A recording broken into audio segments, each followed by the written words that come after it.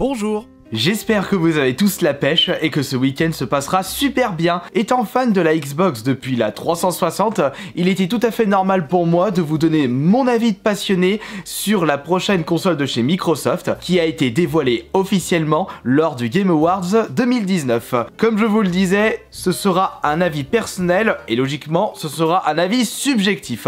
Vous serez peut-être d'accord et pas d'accord avec moi par rapport à mes propos, c'est pour cela qu'il ne faudra surtout pas hésiter à en débattre dans l'espace des commentaires. Et puis vous pouvez déjà me dire ce que vous pensez de l'annonce de la Xbox Series X, qui est le nom officiel de la console de chez Microsoft pour la prochaine génération de consoles. Déjà, le nom ne me dit rien du tout, ça me fait ni chaud ni froid, il n'y a pas du tout de charme, et j'ai comme l'impression que Microsoft fait exactement la même erreur que Nintendo avec la Wii U, puisque Xbox Series X, déjà personnellement je ne vois pas trop ce que cela correspond. Peut-être qu'il y aura plusieurs consoles de chez Microsoft pour la prochaine génération de consoles, mais pour l'instant une seule a été officialisée. Et je trouve que Xbox Series X, déjà le nom ne correspond à rien du tout, et surtout ça se rapproche beaucoup trop de la Xbox One X. Les clients, le grand public vont se retrouver une nouvelle fois paumés, comme ce qui s'était passé avec la Wii et la Wii U. Bon, vous allez me dire, en France, la Xbox marche tellement pas dans le grand public que les clients lambda ne vont même pas remarquer sa présence. Oui, c'est vrai que je suis un peu méchant, sachant que je suis fan de la Xbox, mais il y a des vérités qui sont incontestables. La Xbox a toujours eu du mal à bien se vendre en France par rapport aux consoles concurrentes. Peut-être que cela va changer avec la prochaine génération de consoles, ce que je souhaite pour Microsoft, mais quand on regarde ce que les gens souhaitent pour la prochaine génération, on peut constater que ce n'est pas Microsoft qui sort du lot. Bien sûr, Microsoft a bien ses arguments concernant le nom de cette prochaine console, comme la Xbox One pour dire que la console faisait tout en un, mais cet argument de vente a été oublié par le public en l'espace de 2 jours. Les personnes, ils n'ont pas besoin de savoir, ouais, elle est tout en un, ils ont même pas le temps d'essayer de comprendre pourquoi telle ou telle console s'appelle comme ça. Ce que le client lambda souhaite lorsqu'il achète une console, c'est de voir ce qu'elle a dans le bid, les jeux qu'elle propose, et également si ça suit une suite logique par rapport aux précédentes consoles. Il n'y a qu'un seul constructeur qui a parfaitement compris ceci, c'est Sony. PS1, PS2, PS3, PS4 et PS5. Même le client le plus débile qui sait seulement compter jusqu'à 10 peut savoir quelle est la console de chez Sony qui est sortie avant les autres. Concernant le design, eh ben ça nous fait de suite penser à une toute petite tour PC. Si on regarde les images officielles, on peut remarquer que cette tour est à peu près 2,5 fois plus grand qu'une manette Xbox One. Je pense même qu'on a le droit à une console aux dimensions similaires par rapport à la Xbox One X, mais elle sera beaucoup plus épaisse. Encore une fois, Microsoft a choisi un design simple, comme ils ont pu proposer avec les Xbox. Selon moi, c'est simple et efficace. De toute façon, l'époque des designs de consoles assez farfelus est révolue. On aura plus le droit à des designs assez insolites comme la GameCube de chez Nintendo, ou des designs complètement au ras des pâquerettes à la mort moineux, dont on se demande qu'est-ce qu'ont pu fumer les constructeurs pour sortir des designs pareils. Ce qui n'a pas empêché les internautes de parodier le design de la Xbox One Series X. C'est honteux. Pour des soucis d'articulation, on va appeler cette nouvelle Xbox la SX, ce sera plus simple. On va passer à un élément beaucoup plus intéressant, la puissance. Et là, c'est un véritable bulldozer qui arrive sur le marché des consoles. Déjà que la Xbox One X était la console la plus puissante du marché, alors la SX, elle va tout carboniser sur son passage. Limite, la Xbox One X à côté, ce sera du pipi de chat. Et c'est là que Microsoft propose un prix très abordable pour sa prochaine console.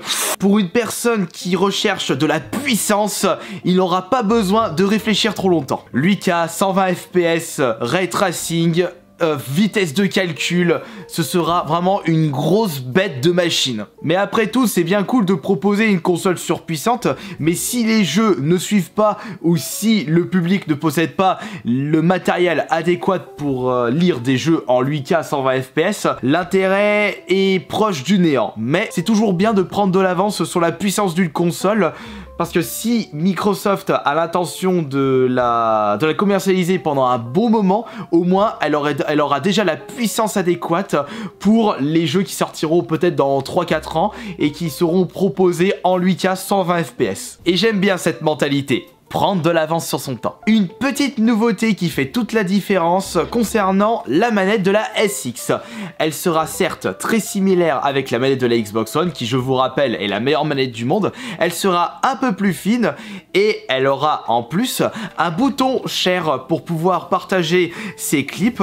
Et je trouve que ce point-là est très bon. Parce que lorsque je souhaitais partager des clips via mon compte Xbox, j'étais obligé d'aller dans les options et je trouvais dans ma tête que c'était un petit peu trop long, mais il fallait que je fasse tout le bordel.